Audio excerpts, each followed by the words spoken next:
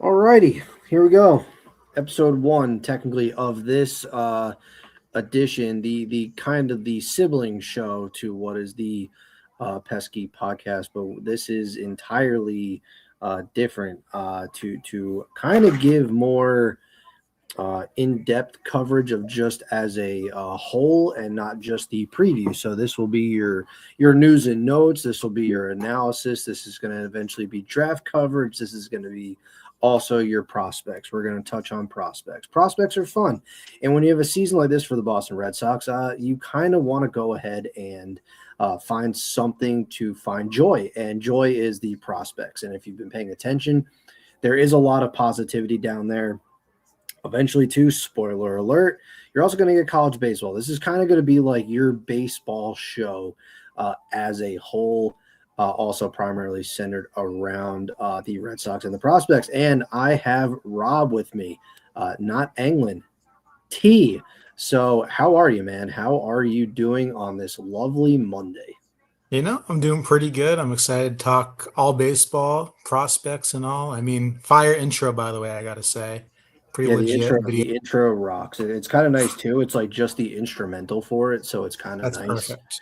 Yeah, That's I absolutely the money. song rocks, and I have the lyrics in my head too, like as like as it's playing, and I'm like, haven't heard that song in a while though. But uh, yeah, Boston's right now hot in the streets. Giannis, Jalen Brown's going.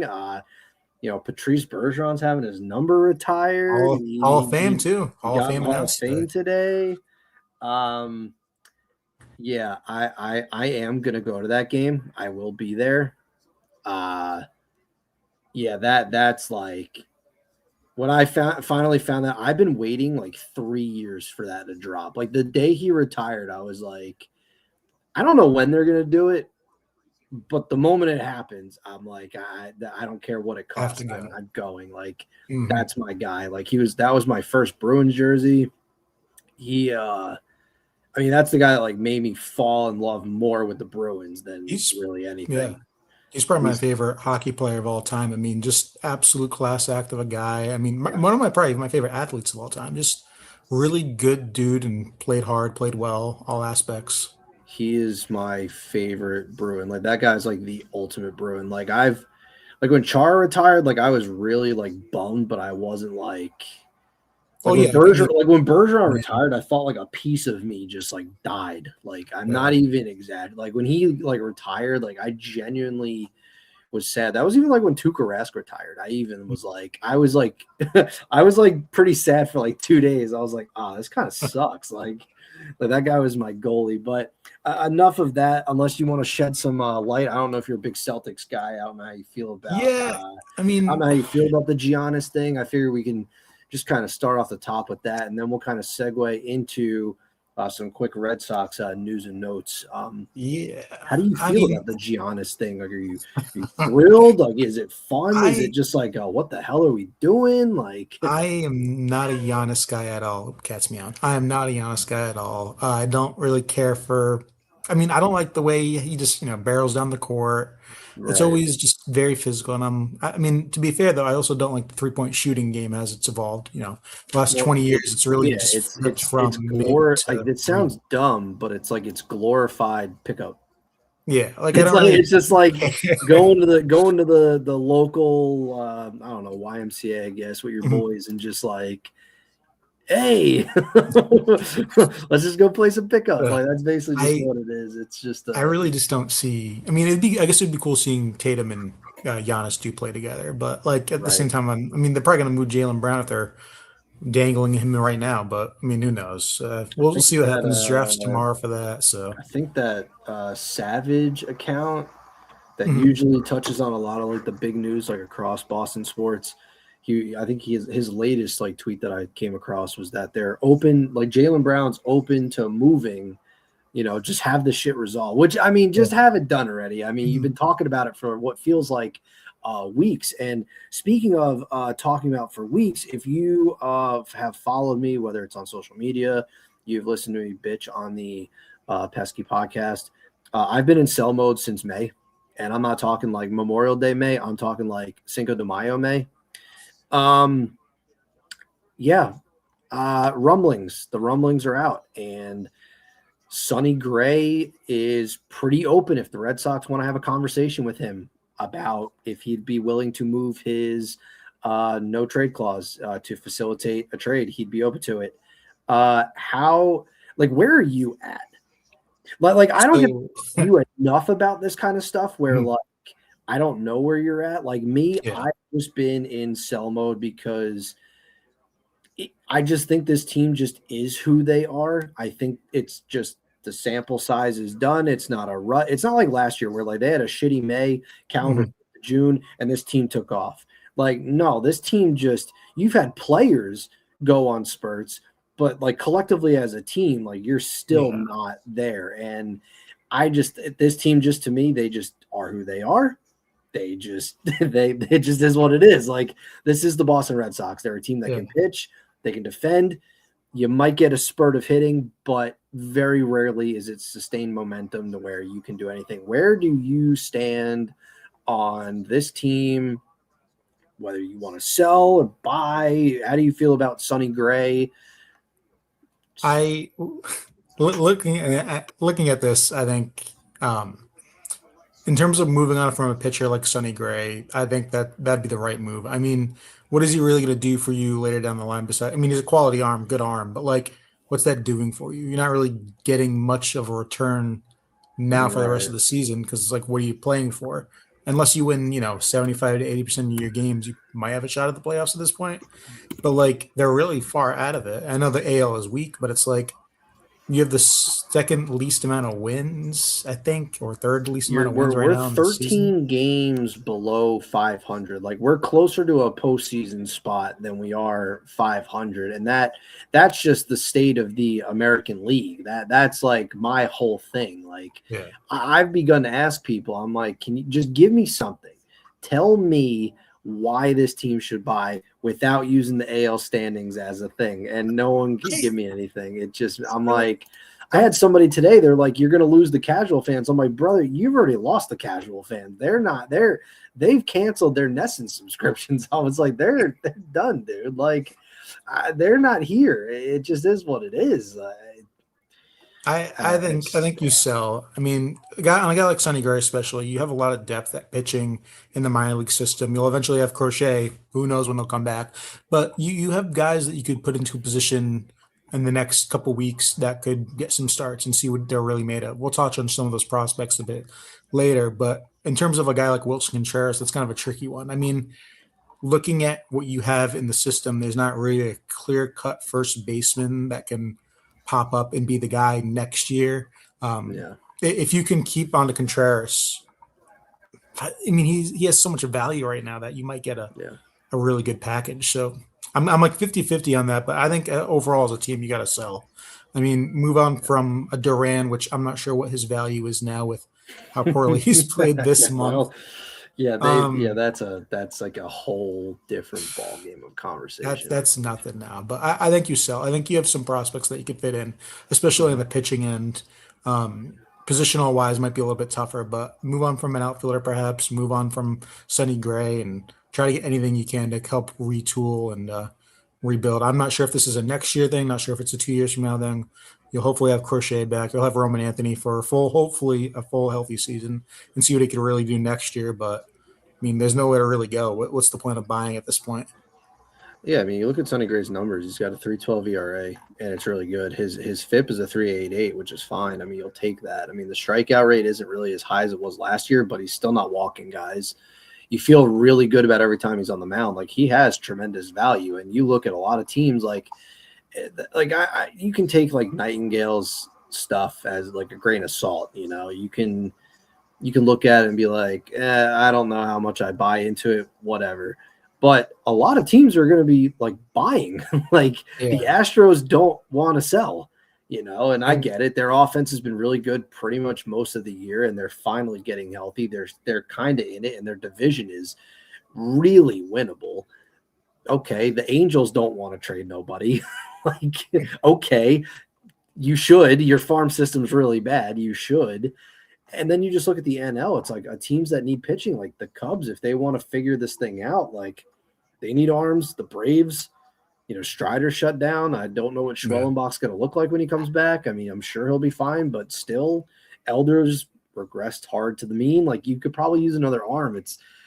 You definitely want to pick up that conversation. Duran, they've just tanked his value for the last 2 years. They just have. I mean, you can't – I've said this a million times. You can't value the player for what he did 2 years ago. Yeah. You've turned him into a platoon DH at the beginning of the year because of this logjam that you failed to figure out, all because you're stingy and you have to win the trade. Don't win the trade. Just figure it out. And he's only lucky that Roman's hurt. That's the thing. And Crochet, Tim Healy just put out, he just not ready to resume throwing. So we're not seeing Crochet anytime soon. I think you're good. Down. I mean, once you get like after the All-Star break, which is a couple weeks away, that's when it's like, okay, like, like at that point, it's like a AAA start or two just to kind of get some motion, but don't rush it.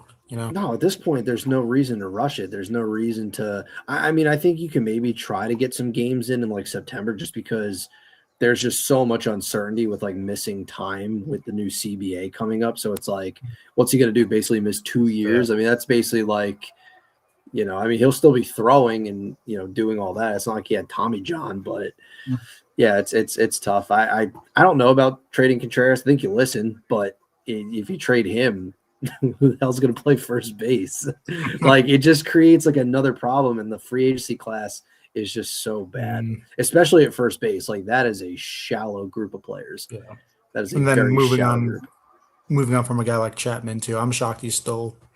I mean, when the trade deadline comes around, he's going to get moved. There's no point in holding on to him. And I mean, I love Chapman. I think he's just been dominant. One of the more dominant closers I think we've seen with the Boston Red Sox. Probably since maybe a Koji type. Like, he's really.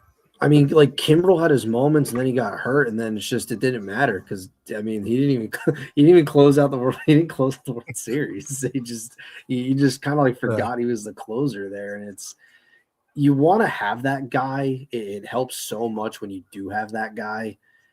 I think they could find that. I think Whitlock could do it. I think Slayton could be a good setup man. Yeah. Maybe if they keep Guerrero, but the way he's been throwing, it's like any team that needs just back end depth, especially a guy that throws like he does, like he has value. It's a very interesting dilemma that the Red Sox have. And now we can kind of just shift away from that, because that's really the only news and notes. Other than that, this team is pretty much just, it's like watching the same game every day. It's like a record that you just have on repeat. But they won the series, so they got to be back, right? Yeah, they're gonna win this series, and it's like it's so funny. Like, I sat there and I'm just like, oh, they won the series, and then I was like, I didn't feel anything. Like, it didn't do anything for me. I'm like, oh, we're still 13 games below 500. Like, whoop-de-doo. Like, I don't know. It's fun times, man. Fun times. But let's kind of shift gears. Let's kind of touch on the minors. This one's going to be more of like not a generic synopsis, but this is going to be more of just like us reacting to what we're seeing and what we are enjoying, and then we can kind of dive into any concerns. So, Rob, kind of lead us into the segment here.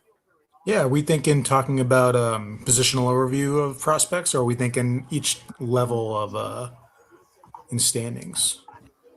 I mean, you can touch on the standings, just like where every team's at, and then I think we can just highlight, which players have stood out to the most this season to start. I think that would be the best way to kind of groom it, because then once we get into like next week and we kind of build like a routine and a rhythm here, we can kind of nitpick a lot more. But I think we should just pick whatever players that you want to highlight, and we can just talk about who stood out to us the most and what we're excited about. And then I do have one I want to get to more as a concern, not so much a happy one, but gotcha. So I'll let you go first.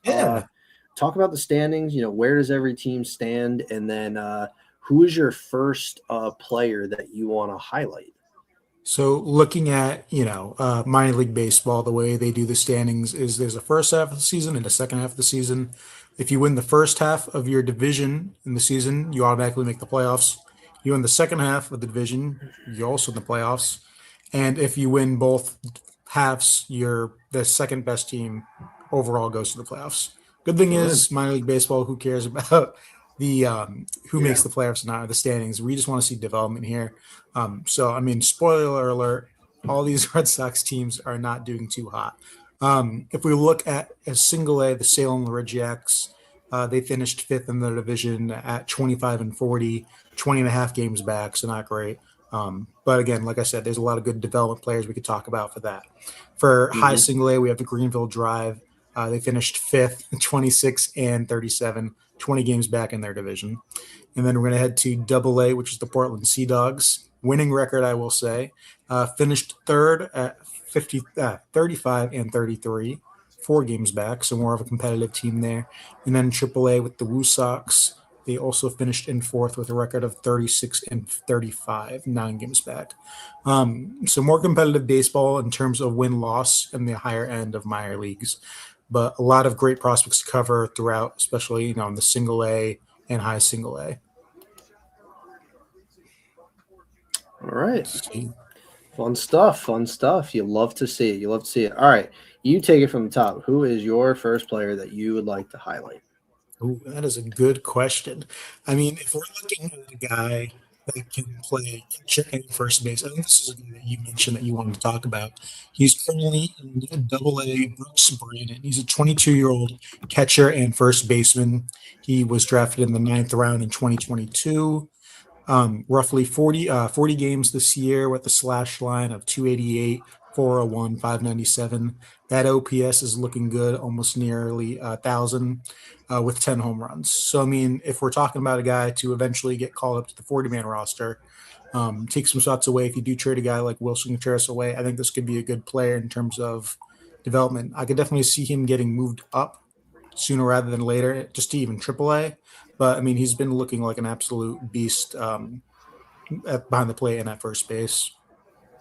Definitely a lot of growth from a year ago. Already matched his home run totals from last year and in significant less games. We're talking 53 less games, which is really, really nice to see. Capitalizing on his RBI opportunities, which is really nice.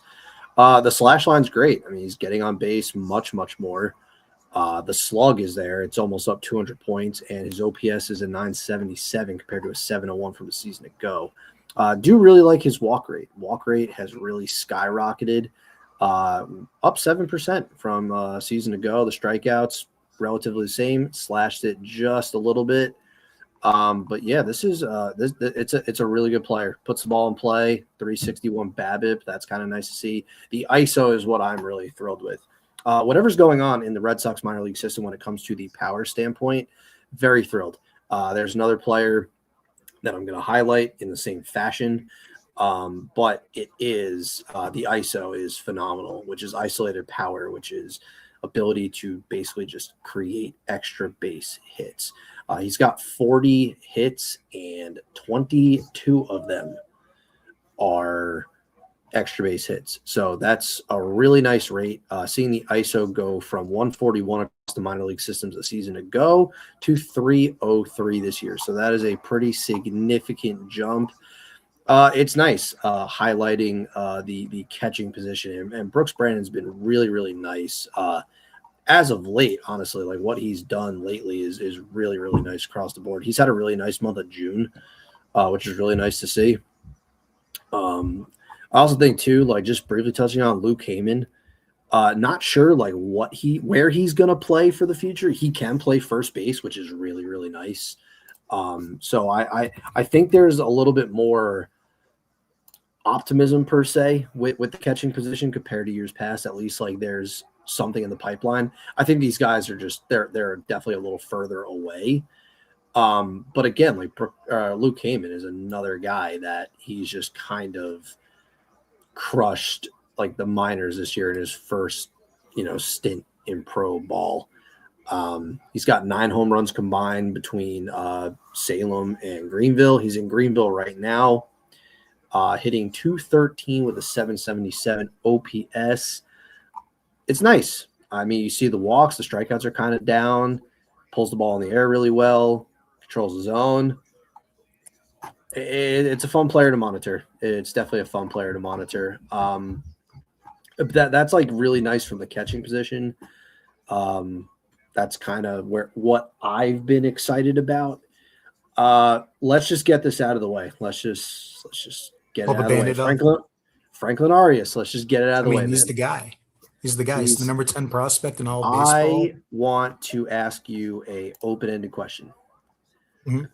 Do you think, and I want to say like it's revisionist like history, because it's like you see what the player's doing right now at the majors, but do you think Arias' ceiling is higher than what Myers was?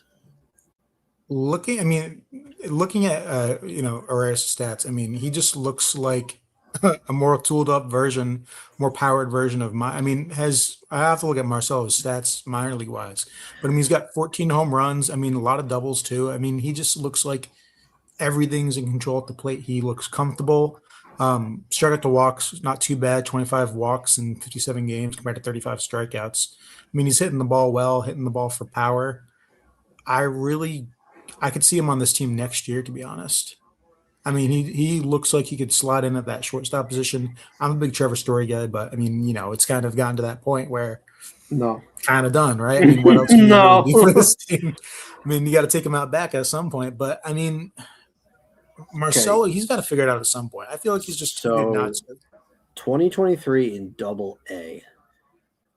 This is what Meyer was doing. He was hitting 189. I mean, the sample size I think for 2023 is really, really small. Okay, he had 43 games with 169 at bats. And he was hitting a $189 with a 609 OPS, a 166 ISO, and a 61 WRC plus. Now we fast forward and we go to 2024 where he goes to Double A, a little bit better. 307 with a 370 OBP, a 480 slug, and an 850 OPS, good for 140 WRC plus. You look at Arias right now. I mean, he's just a unit. He's hitting 315 with a 395 OBP, a 579 slug, and a 974 OPS. So I need to see what the WRC plus is, because they don't give that on the stats, like where they dive like deep into these prospects. And then that was it. And then AAA in 2025, he was hitting 271 with a 471 slug and 818 OPS and 113 WRC plus. But with Boston at the major league level, he's combined for 142 WRC plus the last 2 seasons. He's basically a sub-league average bat, like on a good day. Arias this year, I do want to see what the WRC plus is, but I'm curious, like, where you see like his ceiling, like compared to Meyer. Like I think Meyer, you just got to like deal with the growing pains, in my opinion, because I think he's a rookie still. I mean, he's yet to play a full season at any point in his professional career. Yeah, 147 WRC plus this year. I mean, which it's like it's pretty on par with like with Meyer to a degree, but you see like this raw power.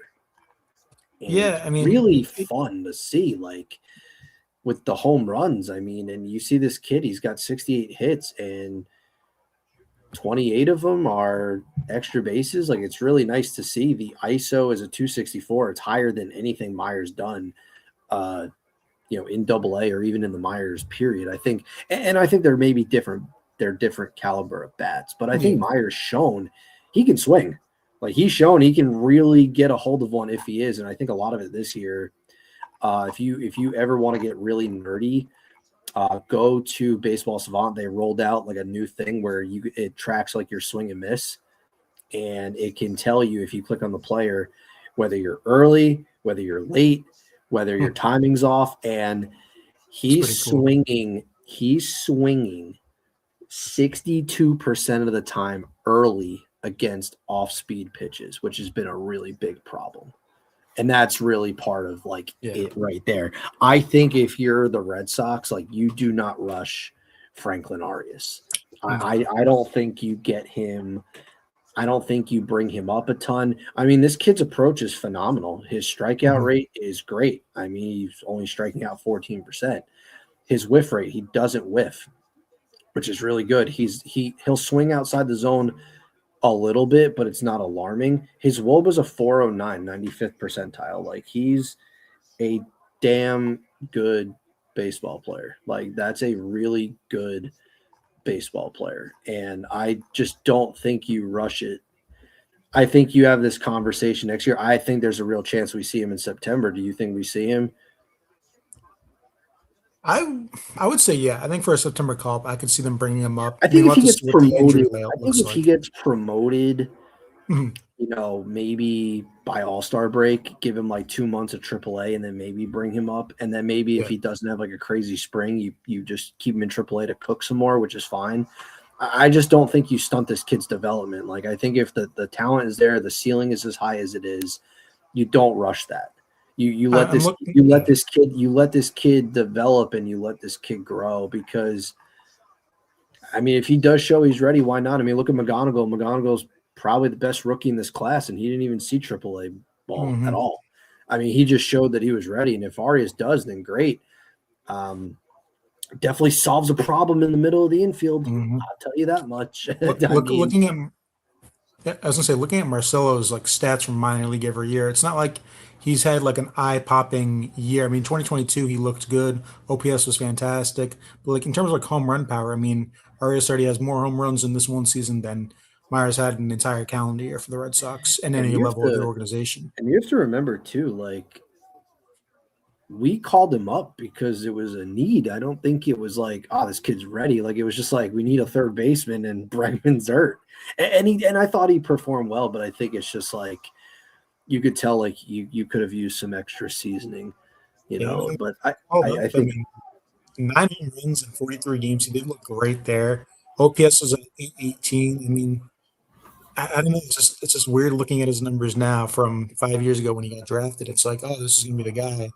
And you look at the numbers, and that's the problem. That's the problem. And we talked about it yesterday. The Rockies guy made a really good point, and we gotta, because the Rockies have Ethan Holiday, and I was let's just hope we don't turn into a Jackson Holiday. You don't want to have that happen.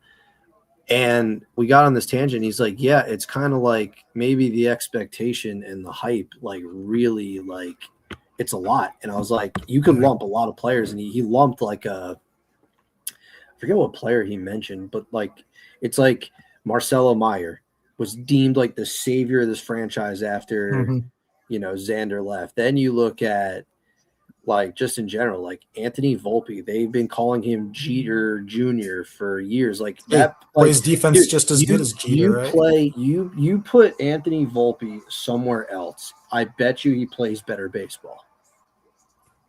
Yeah. Then you look at Brian Bayo, because he trained with Pedro. It's he's the next Pedro, because Pedro was I see a lot of similarities, which is great, but it's those are some crazy expectations it's kind of nuts to have. But I mean, looking at Marcelo, Baseball America had him as a top 15 prospect from 2022 to 2025. He's always been the guy, or always supposed to be the top hot shot guy. And I like Marcelo. I mean, the defense is great at some point. Yeah, the defense is great. You just need the bat to kind of figure it out. And this even when he played last year, the bat was okay. Doable. Yeah, I mean, he had an 80 WRC plus. It was fine. It was okay. It was, it's serviceable, and it's serviceable for what you needed, because you needed him to basically you needed him to play third base. I mean, the defense has always been good, and he's been fine at shortstop. I don't think it's been horrendous, but it's if this is what the kid's gonna play, figure it out, because that's the other thing too. It's where do you put Arias? I know he's played some second base. It's just, what? That's the thing you need to figure out, the second base position. Do you have anything on Arias, or is that are we closing?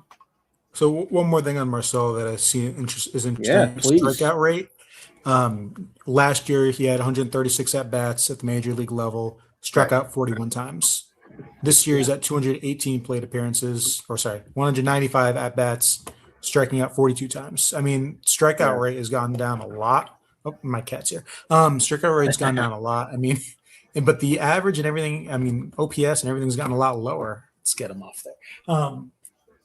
Yeah, his like overall slash line is just taken. I mean, he's got a 62 WRC plus. That's 18 points lower than what it was a year ago. That's not great. He's getting the ball and play more, but it's not really working out. What's his BABIP this year? Do you have that? I'd like to imagine it's better than last year's. Let's see, because I like this site's great because they do. So like Prospect Savant, like they have it, but they only have certain things. Like shout out TJ Stats, like this guy. Great analytics page. Great account. There's something about the name TJ. I don't know. Let's see. BABIP. Where's the BABIP? Get over here. Damn it. Where are you? I know you're here. I have to find it. If you have something. Oh, my God. The OPS went down from 674 to 5. Jesus. He's like barely good. He's barely clinging to the Mendoza line here. He's walking more, which is nice. Like, that's nice. He's walking more. Yeah. Why does it not have the BABIP on here? Oh, it's 261 this year compared to 301 last year. Really? Yeah. That's kind of shocking. Oh my, dude. His ISO went from 173 to 0.087. Oh my God. Because he's matched his output in doubles last year. Obviously, he's got more games under his belt, but he doesn't have a triple. He has 3 home runs. I mean, obviously, like larger sample size. So, like, yeah, I hope you're doing a little bit more than last year, but holy shit. Holy shit. I like the player. Mm-hmm. It just raises so many. It raises a lot of questions because it's like you didn't want to trade this guy to land Ketel Marte, so it's like you want to hope that there's belief in the player, like you want to hope there's belief there. Speaking of belief, we are shifting. Christian Campbell. I'm gonna end negative a little bit before I get really positive because there's a lot to be positive about when it comes to the pitching. Oklahoma is winning 2-0 right now. Gotta say, didn't think they'd make like a deep run, and maybe it's just lack of knowledge on the Oklahoma side. Maybe it's just like, wow, didn't really think, they'd make like an absurd run. This is basically the same thing as Game 1. For anyone who doesn't watch college baseball, highly recommend it. But this is basically what was Game 1. Game 1, Carolina just couldn't pitch. So I will say I'm like on a 10-second delay from you. So I was 1-0. You're good. Yeah, you're good. 2-0. You're good. Right here. I got the Blue Jays game on too because Dylan Cease and Hunter Brown are going head to head, which I thought Shane Bieber was supposed to fucking pitch today because he's coming back. Anyways, Christian Campbell. Yeah. Tell me how you feel. It's hard. It's really, really hard to. It's hard to say because, like, this is a guy that. This is the problem with the Red Sox. This is the one thing that they've done that really shot themselves in the foot. And I think it's really been an organizational, I don't want to say failure, but you jumped the gun because you've done nothing but parade these 3 around like they are the second comings of Christ. And you've done nothing but tell this fan base, like, be patient, they're coming. And then we kind of got them here last year and all in different spurts. And there were glimpses of happiness, I guess you can say, but it doesn't look so great. And I know this year's kind of sucked the life out of us. Like Roman, I don't think was playing 100%. Then he has a tear in his finger, lost year. But I think his ceiling is so high, and I think the caliber of his bat, I'm not worried about Roman Anthony. I'm just not. He'll be able to get it next year. We just kind of touched on Marcelo Meyer, but Christian Campbell, it's like, did they stunt his? Well, I'll tell you what's going on because it's ugly. It's really, really ugly. He's got 4 hits this month. I mean, that's so bad. At what point do you send him down to Double-A at this point? I mean, I don't know what else you can do. You can't keep parading him out there.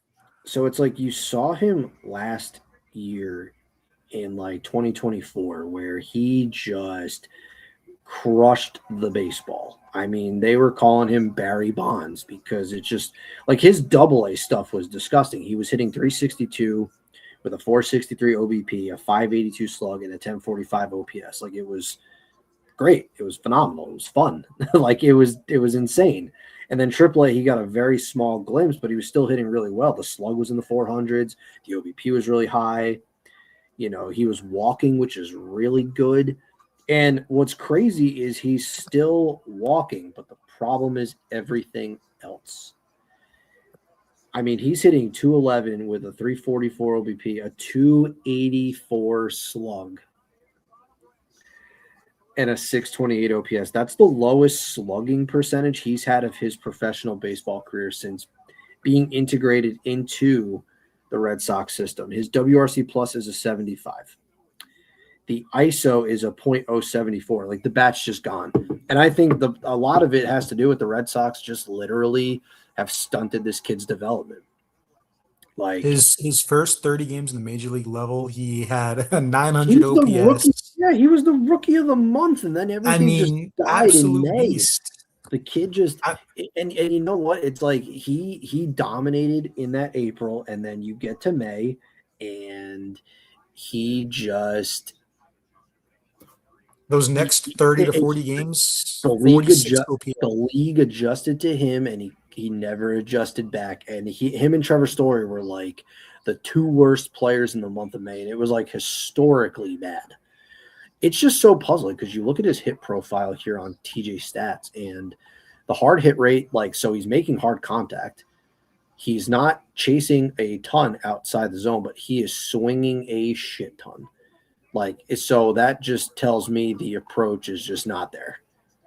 I mean, he's swinging. It's just he's swinging. He's just hacking away. What do you think they're telling him? I mean, like, what are they? I don't know. The walk rate's still good. It's 15.3%, which is pretty on par with what he's done just in general from getting on base. But it's just his strikeout rate is 31.1%, which is the highest of his professional career. You know, he's struggling to make contact inside the zone. He's whiffing a ton.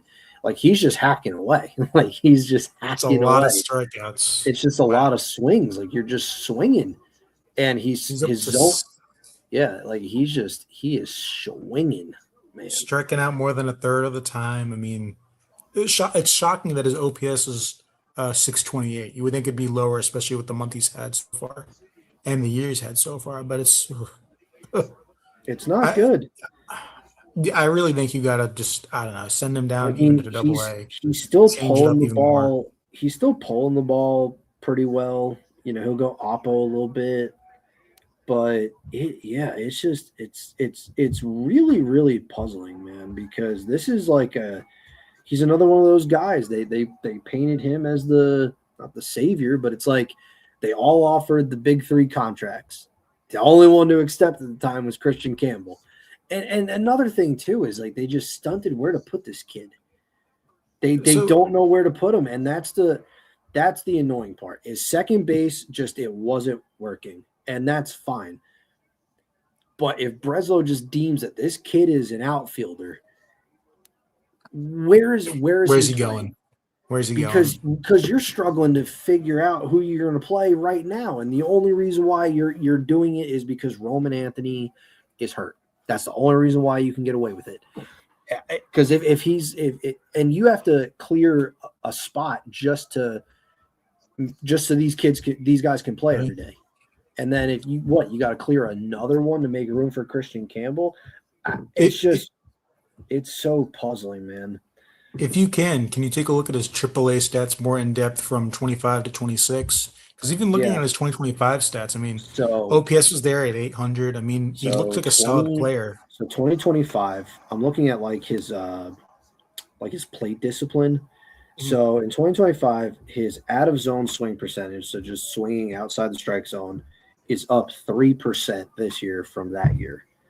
His zone swing percentage, so swinging inside the zone, is up 2%, which, all right, you're just hacking. And then his swing percentage period, it's up a little bit. So, I mean, he's swinging. He's just swinging. He's swinging. I mean, he's making contact inside the zone. So, I mean, that's fine. But, I mean, you look at the swinging strike rate, he's up 2% from that year. His called strikes plus whiffs, I mean, pretty on par. It's 30.6%. The first strike rate, so him just taking the first strike is pretty much the same. So he's falling behind the count quite a bit.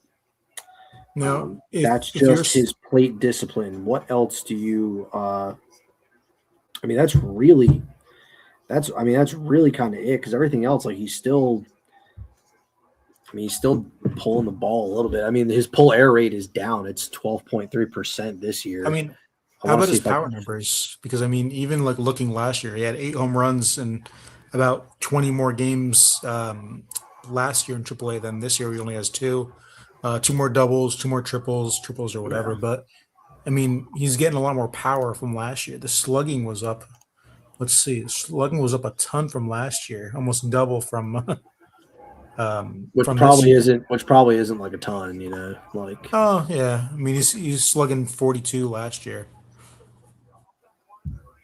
Yeah, I mean, at what point do you? I mean, because he's taking up a roster spot in terms of the 40 man. I mean, his slugging rate is down a ton. He was slugging 417 in 2025 in AAA. He's slugging 284.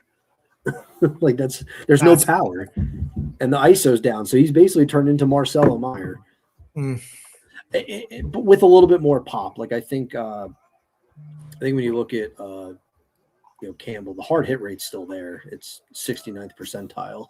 I don't know what you do, like, because I just don't know where he plays. I just don't even know where he plays. I don't think it's not his fault. Like. He's going to do what they say. Like, I don't think first base should be a thing. God, Myers is so weird. His bat speed is 83rd percentile, but his hard hit rate is 21st percentile. Makes no fucking sense. Okay, so that hasn't translated. It's puzzling, man. Like, I just don't know what you do with the kid. And I think the talent is there. I just think they've stunted his development. Shifting his, defensive position, it's bad. It sucks to see, because I think the kid has a really bright future and a really good career ahead of him. It's just, where does he play? We're like, where the hell does he play?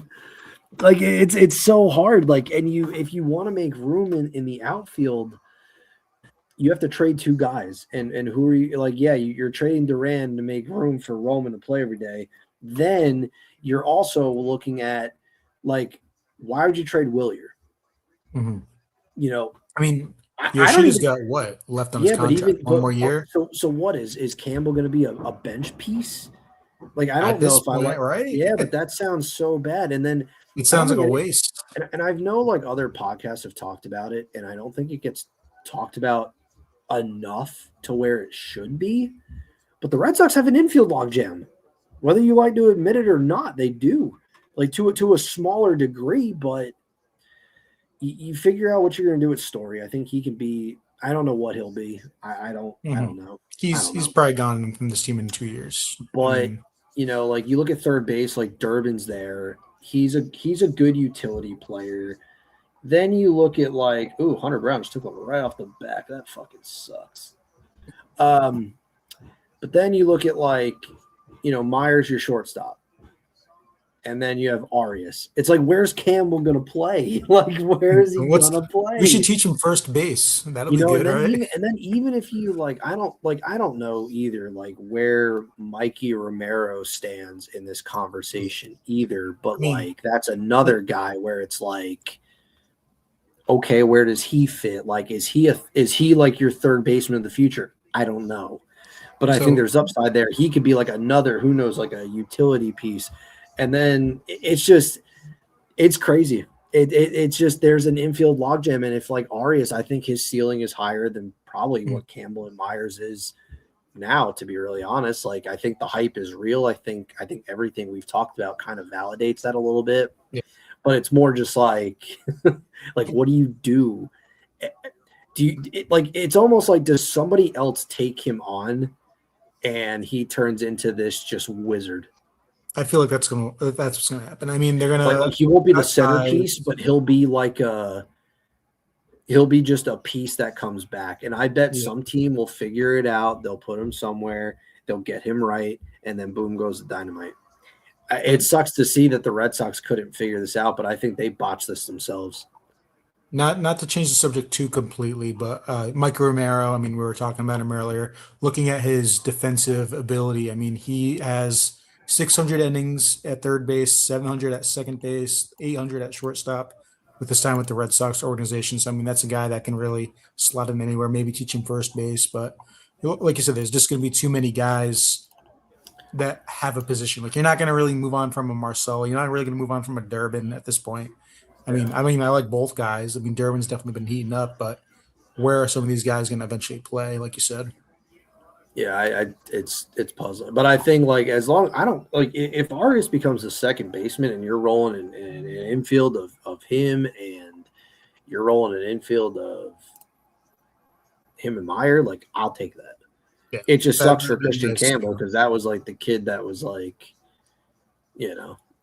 Dude, he got hits in every Rangers game in that first series. I mean, he was the guy. He was home runner too. He was so good, and it just all right, we're gonna kind of end on a good note. We're gonna talk about pitching. I'm very thrilled with the one and only Mr. Anthony Ianson. If you haven't heard of that guy, he's pretty good. Yeah, keep an eye out for him. No, he is like, it's really funny because like a lot of people like probably don't know that he pitched in the College World Series last year behind Cade Anderson. And it's crazy, but he's already moved up from high single A to double A, 5 starts in each league. I mean, he's looked great all around. I know you could talk more about him, but I mean, he's really on a fast track, it seems like. I could definitely see him even in triple A at this point. He's done a really nice job. I mean, he pitched, he was like virtually untouchable in high A. I mean, he had 20 innings pitched, 34 Ks. Opponents were batting 104. Three walks and a 0.44 ERA. That's video game numbers. It's stupid. Yeah, it's 0.49. Yeah, it's dumb. Like, it's just dumb video game numbers. It's like what you do in like MLB The Show, like Randy Johnson or something. Like, it's nuts.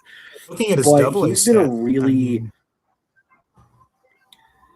and we'll get to like the other arm that I'm pretty enamored with, but I think people really do forget like Ianson fell to us somehow. Like, what a steal that ended up being.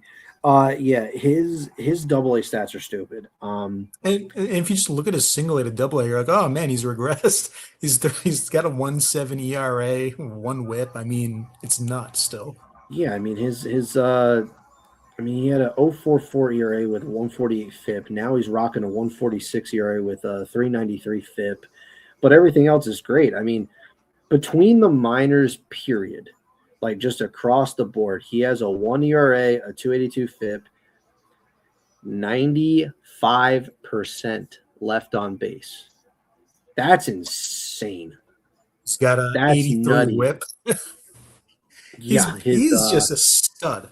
Yeah, his batting average against is 147. His strikeout rate's a 37.1 to a 9.6 walk rate. His K minus That's BB is 27.5. It's nutty.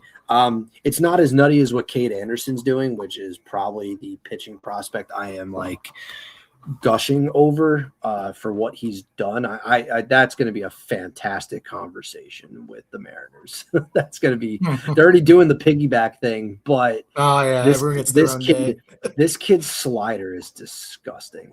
But it's been really really awesome seeing just another player in this pipeline just kind of getting it done and just really rising and just he put in the work right away and it's paying off. And Yeah. the other one I kind of want to showcase just a little bit because I think it's worth talking about for the just for what he's done recently is Kyson Witherspoon. Like I'm not gonna. I mean, the ERA doesn't stand out nearly as much as what Ianson's doing. That's a 5.12. It's not the greatest in terms of what he's doing, which is it's okay. Like it's all right. It's a 5.12 ERA, but you look at his last few starts, and there's a lot of optimism, especially his last start. 8 Last start, strikeouts, career high. yup. 8 strikeouts, 2 walks, 2 earned runs, 4 hits, 5 innings worth of work. Then you kind of look at his first one in June, which I thought was really good. 6 strikeouts, 1 walk. So you're kind of seeing, that was like the one start a lot. He does walk a lot of guys, which I don't like that. But I think at this point, when you're in the minors, you're just trying to figure stuff out. You're just trying to see how stuff is playing, and that's really what matters. He does have like really good things though. Like he does have a really strong whiff rate. He does get batters to chase outside the zone. A lot of good swinging strikes. The strikeout rate is there. You just want to see a little bit of the command and control improve, but I think like you can really be encouraged with what he's done the last few starts.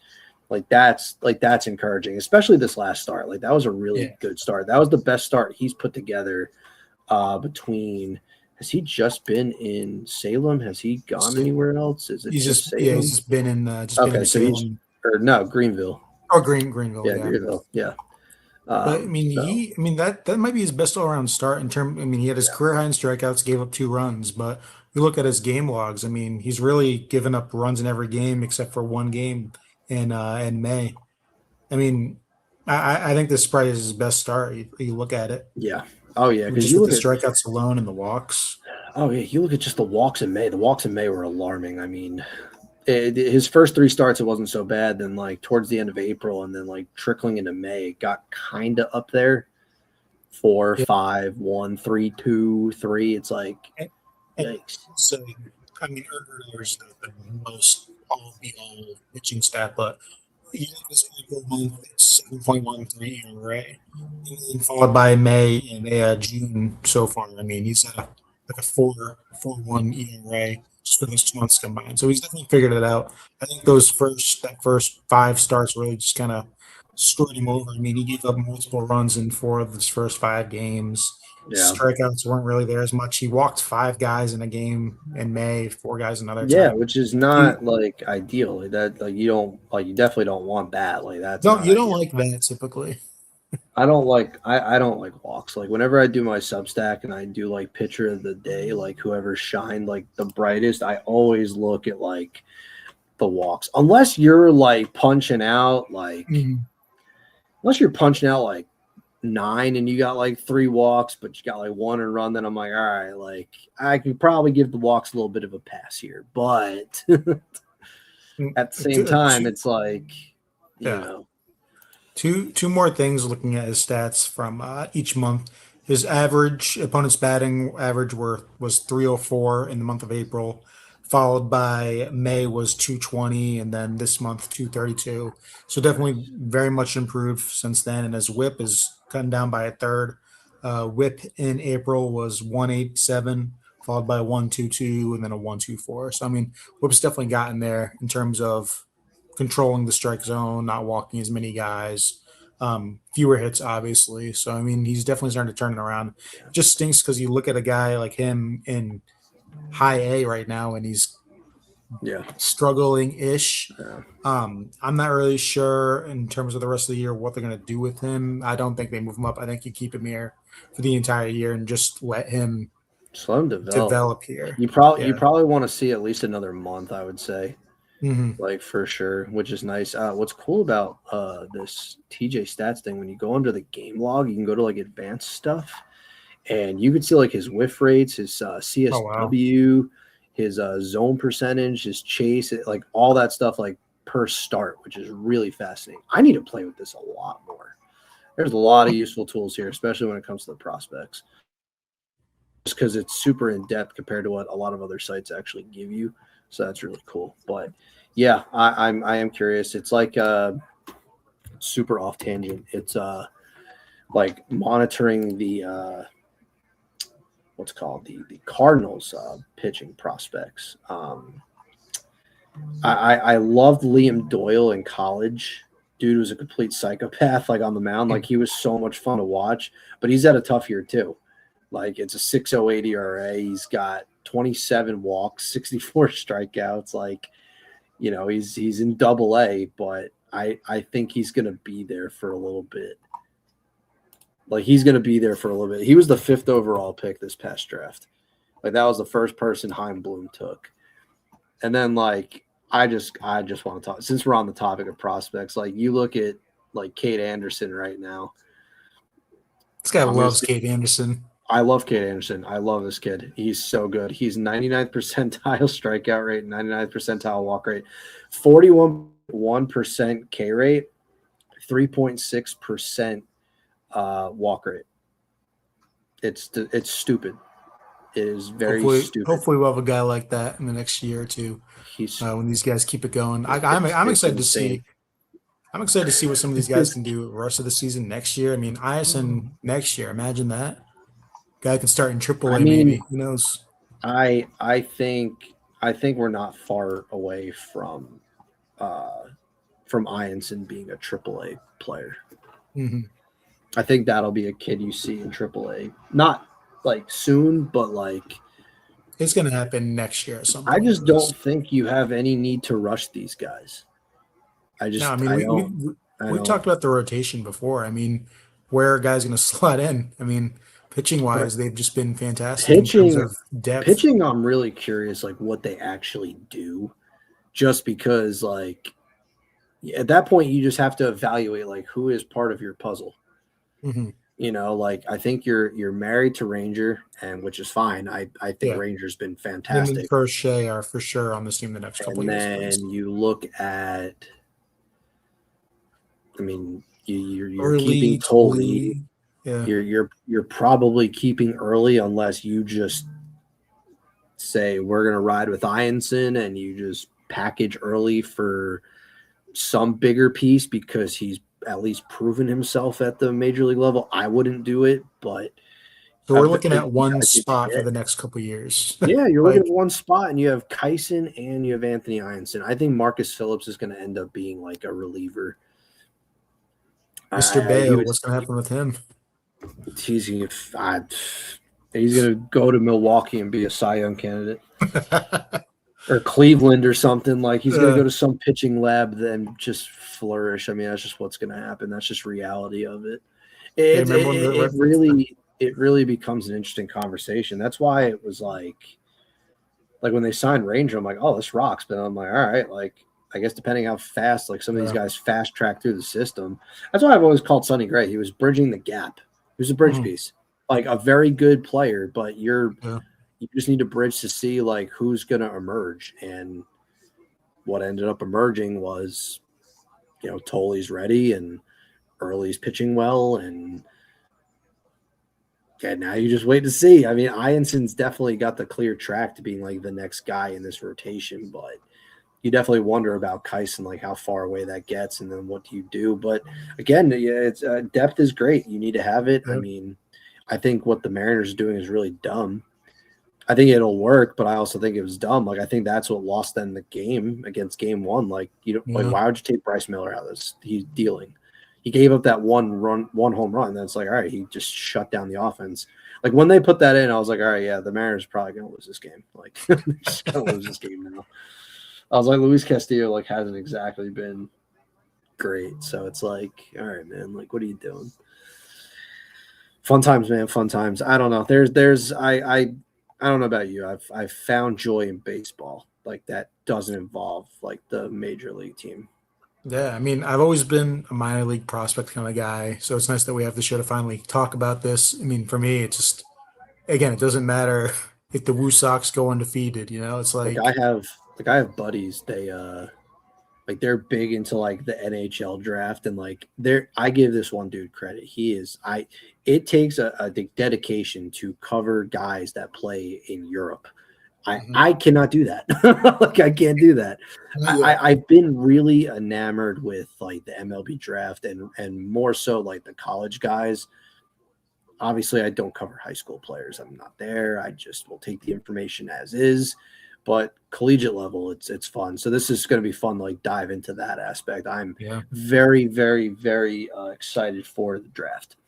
That's going to be fun. Red Sox pick 20th this year. So you never know who's going to fall. I have my eyes on somebody, but we are going to save that for a later episode. Final thoughts, Sir Rob. Yeah, I mean, looking at I'm very excited to be doing a podcast like this with you. I mean, Mr. Statistician himself, TJ, Tommy, big fan. A lot of things we're going to be able to cover in the next couple of weeks. Going to be very busy for minor league baseball. We have the draft, like Tommy was talking about the futures game, Red Sox players that could be selected, call ups soon, September call ups, Rule 5 draft in the wintertime. I mean, there's just so much information with minor league baseball. There's 4 teams for us to cover here. It's going to be a lot of fun. I mean, next week it's going to be like every week we just did now. I mean, it's just going to be fun covering all these guys. I mean, I think I had a list of like 20 to 30 guys I wanted to talk about, but I think what we can do is we can kind of toggle around and bounce like, so that way we're just not covering like the same player. Like we can kind of, whatever we didn't cover now, we can cover next week. Just that way there's good analysis. I mean, this is the stuff I like to do personally. I like to analyze. I like to get into the nitty gritty. So that's the fun part. Unfortunately, I am not boots on the ground. I am not, on the field, like with these guys, like, in Worcester or wherever. So, this is just kind of the best I can do, but the analysis at least is telling you something, and you have the ability to watch these games through the MLB app if you're out of market. So that's helpful too. But yeah, this will wrap this up. We are Mondays. This is a Monday thing. So without further ado, we will see you next week. Peace.